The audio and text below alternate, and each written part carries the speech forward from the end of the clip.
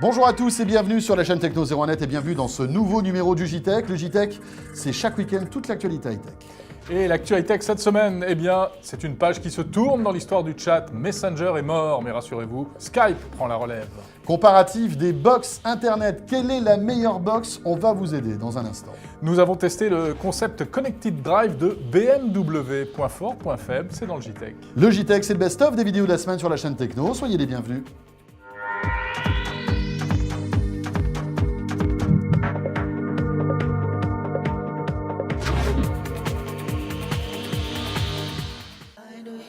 Le JTech avec Orange Innovation.tv, la web TV qui simplifie la vie numérique.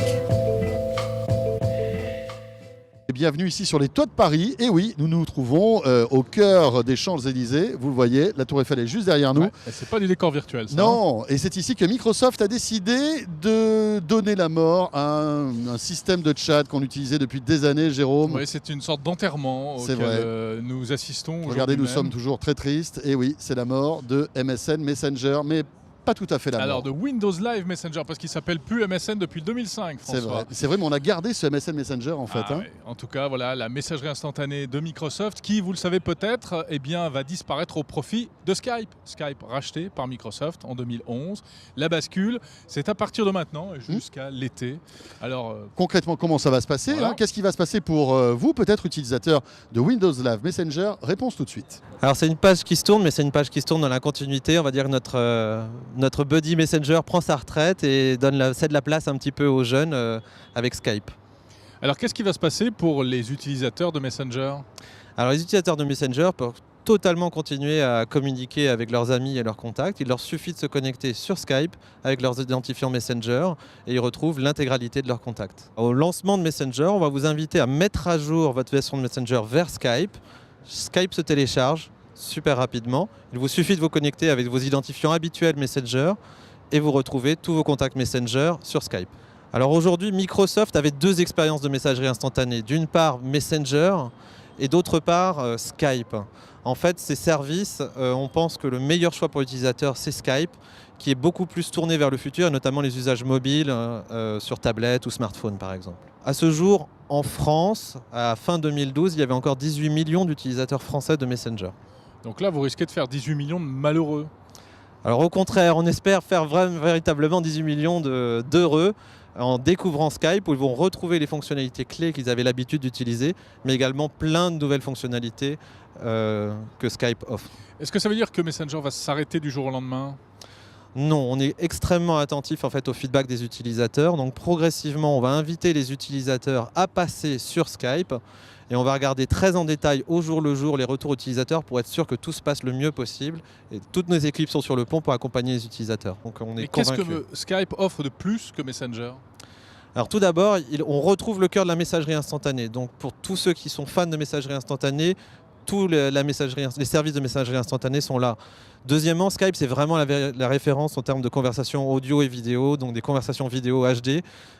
D'autre part, l'essentiel, c'est que Skype est disponible sur à peu près toute plateforme possible et imaginable, smartphone, tablette, TV. Pour des utilisateurs plus avancés, ce qu'ils apprécient en particulier avec Skype, c'est de pouvoir aussi s'interconnecter avec ces différents réseaux sociaux. À un seul endroit, ils peuvent gérer toutes leurs conversations privées avec tous les réseaux. Voilà pour les explications pratiques pour switcher de Windows Live Messenger à Skype. Cela dit, Jérôme, on se rend compte qu'aujourd'hui, peut-être que la bataille se passe ailleurs. Aujourd'hui, quand on discute sur le web, la plupart du temps, c'est sur les réseaux sociaux, sur Facebook, sur Twitter. Et c'est peut-être pour ça aussi que Microsoft a peut-être envie de donner un petit coup de fouet à son système de messagerie qui a pris un petit coup de vieux ces dernières années. Quand Ouais. même, Et tiens, Skype d'ailleurs devrait, nous a-t-on dit, subir un petit lifting dans les mois qui viennent. On Ouais, s'attend mais on peut-être a- à quelques surprises. On n'a pas réussi à en savoir plus. Quelle est la meilleure box du moment? Et oui, ça c'est une bonne question. Eh bien la rédaction de 01net a passé en revue toutes les box françaises du moment. Pour un forfait d'une quarantaine d'euros, quelle est la meilleure? Réponse avec Delphine Sabatier, directrice de la rédaction de 01net. Si on parle du processeur, aujourd'hui toutes les box du marché sont à peu près équivalentes, excepté peut-être SFR qui est un petit peu en dessous puisque c'est la plus ancienne. Donc elle ne bénéficie pas d'un processeur Intel. Maintenant, la question ne se pose pas vraiment comme ça. Je dirais plutôt qu'est-ce qu'elles sont capables de faire, ces box. Et aujourd'hui, véritablement, c'est Free qui offre une box la plus complète avec des fonctions les plus avancées aujourd'hui. C'est la seule, par exemple, qui offre le lecteur Blu-ray intégré. C'est la seule, par exemple, qui a des fonctions d'enregistrement des chaînes télé qu'on bascule sur son PC. Donc, plein de fonctions avancées qui font vraiment la différence au quotidien quand on s'en sert. Toutes les box sont à peu près équivalentes, il n'y a pas tellement de différence puisque le débit dépend de l'endroit où je me trouve. C'est-à-dire si je suis loin d'un central téléphonique, je vais avoir du mal à capter de la DSL. En revanche, si on parle de demain, donc il y a le VDSL qui va sans doute arriver, qui va améliorer les débits des internautes loin du central qui sont très malheureux aujourd'hui. Ça, la Freebox sait le faire. On n'aura pas besoin de changer de box chez Free. Et puis il y a la fibre optique. Alors la fibre optique, c'est génial, sauf qu'il n'y en a pas beaucoup en France pour l'instant. Parfois, ça coûte beaucoup plus cher chez certains opérateurs. Chez Free, c'est le même prix, mais c'est assez rare. Là, je vous dirais, aujourd'hui, la meilleure box pour le débit, c'est Numéricable quand même, puisque c'est un réseau câblé, fibré jusqu'aux immeubles, au pied des immeubles, et qui offre jusqu'à 200 mégabits dans le meilleur des cas, avec des offres quand même plus chères. Mais déjà, pour 45 € à peu près, j'ai du 100 mégas. La plus jeu, je dirais Orange SFR, loin devant, puisqu'ils ont une offre en cloud, c'est-à-dire que les jeux sont hébergés chez eux sur un serveur. Donc devant ma télé, je peux accéder quand même à la puissance des serveurs de Orange et SFR, ce qui est pas mal. Chez Free, si on compare, les jeux sont hébergés dans la box. Donc même si le processeur est puissant, ça limite les possibilités. Donc on a moins de jeux et des jeux moins intéressants. Il y a quand même un problème, c'est que comme mon débit dépend de l'endroit où j'habite, même si j'ai des jeux très puissants hébergés chez Orange et SFR, peut-être que je ne pourrais pas y accéder parce que je n'ai que 3 mégas à la maison. Elles sont toutes quand même de bon niveau, ça c'est la bonne surprise. Alors on a tous des galères de SAV, mais globalement quand on les teste, c'est pas ridicule. Il y a quand même aussi du monde pour répondre. Les temps d'attente, ça va de 2 à 8 minutes. 8 minutes, ça nous est arrivé chez Orange, c'est quand même assez pénible. 2 minutes, c'est assez correct. Free s'en sort très bien. Free et SFR sont les premiers de notre test SAV. Bouygues est quand même moins convaincant sur nos tests de hotline. Ça peut s'expliquer notamment par un moins important nombre de hotliners par abonné. En moyenne, c'est un hotliner pour 1700 abonnés, alors que chez Bouygues, on est plutôt autour de 2003. C'est une explication, c'est pas la seule, hein. Il y a des problèmes de réponse. Alors chez Free, j'ai pas précisé, j'ai dit qu'ils étaient bons. Il y a quand même un problème de suivi de clientèle. Notamment, on se fait rarement rappeler quand on a un problème chez eux. Aujourd'hui, c'est celle de Bouygues à 37,90 €. La plus complète, qui en offre le plus pour 38 €, c'est celle de Free, la Freebox. Faut quand même dire qu'elle est aujourd'hui très désavantagée par des problèmes de connexion, de débit les soirs et week-ends où c'est vraiment problématique, on ne peut pas se connecter à YouTube. C'est pas seulement YouTube d'ailleurs, c'est aussi sur la télé. La plus généreuse, celle qui en offre vraiment le plus, mais aussi la plus chère, c'est Numéricable. Incontestablement sur la télévision, c'est la plus forte avec 4 tuners HD dans sa box. Je vous en passe des meilleurs, mais il faut mettre le prix.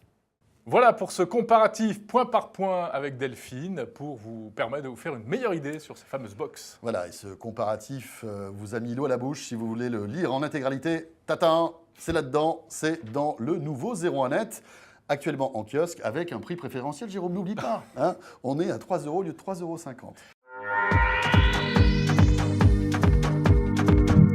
Je teste actuellement ce qui se fait de mieux en matière de reconnaissance vocale dans les véhicules. Je vais pouvoir piloter à la fois la partie multimédia du véhicule, la radio, le GPS, mais aussi la partie téléphonie. Je vais enfin pouvoir dicter quand je suis au volant des SMS ou des emails. La technologie s'active très facilement via un bouton au volant. Appelez François Sorel. Oui, Jean-David. Tu m'entends bien ? Oui, ça va. Je t'appelle de la voiture, c'était pour tester la reconnaissance vocale sur le répertoire. Bon, ça marche bien visiblement. Eh C'est moi qui voulais appeler ? Ben oui. 12 rue d'Oradour-sur-Glane, Paris. Traitement de votre commande vocale en cours. Paris rue d'Oradour sur Glane 12. Démarrer guidage ou ajouter comme autre destination. Démarrer guidage. Guidage démarré. Le véritable atout de la technologie Dragon Drive, c'est la possibilité de dicter ses SMS ou ses emails. Bonjour François, virgule, je suis finalement toujours dans les embouteillages. A l'inverse, le système est capable de me lire les emails ou les SMS que je reçois. Message. Salut David. Je serai à Paris ce week-end. Est-ce que tu penses qu'on peut se caler à un restaurant? Voilà David qui s'est visiblement bien amusé au volant de sa belle BMW. Ouais, ça lui va bien, hein. Je crois qu'il va en acheter 2 ou 3 comme ça. Alors malgré tout, quelques points faibles pour ce système, des points faibles qu'on a un petit peu entreaperçus. Tout d'abord l'ergonomie, on voit bien que ce n'est quand même pas très très simple. Il faut parfois naviguer dans des menus, ouvrir un dossier pour pouvoir envoyer un message, etc. Et puis en plus, eh bien, la commande vocale n'est pas 100% vocale, puisqu'à chaque fois, il faut valider avec cette grosse molette. Ouais. Donc, peut mieux faire. Peut mieux faire. Et puis, autre problème, c'est que cette commande vocale fonctionne parfaitement avec des téléphones BlackBerry. Alors, très bien pour les possesseurs de BlackBerry. Mais en revanche, ça se complique. Si vous avez, par exemple, un téléphone sous Android, vous n'allez pas pouvoir dicter un mail. Et rien du tout sous iOS. Voilà. Donc, c'est un peu compliqué. Hein. En fait, c'est la loterie, quoi. Il faut avoir le bon téléphone. Hein. Dernier problème, c'est le prix. C'est que ce service est payant. C'est 25 € par an. Alors, quand on sait que cette voiture coûte plusieurs dizaines de milliers d'euros, on trouve que c'est un peu mesquin quand même. Oui, voilà, parce que ce n'est pas le prix que ça coûte pour la personne qui, effectivement, pourra probablement se le payer, mais ça aurait pu faire partie du paquet. Ou alors peut-être je sais pas moi, 3 ans gratuits, par exemple. Hein, enfin, monsieur BMW, faire un geste commercial.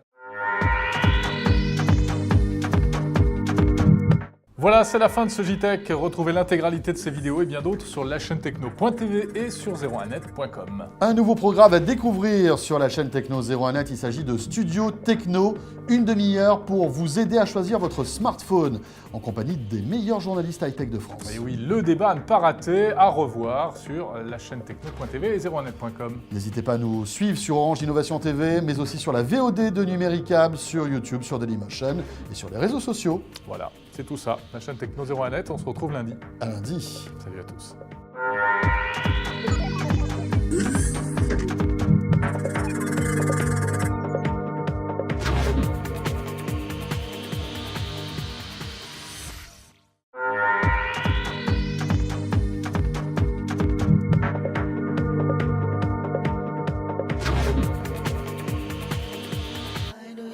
Le JTech avec Orange Innovation.tv, la web TV qui simplifie la vie numérique.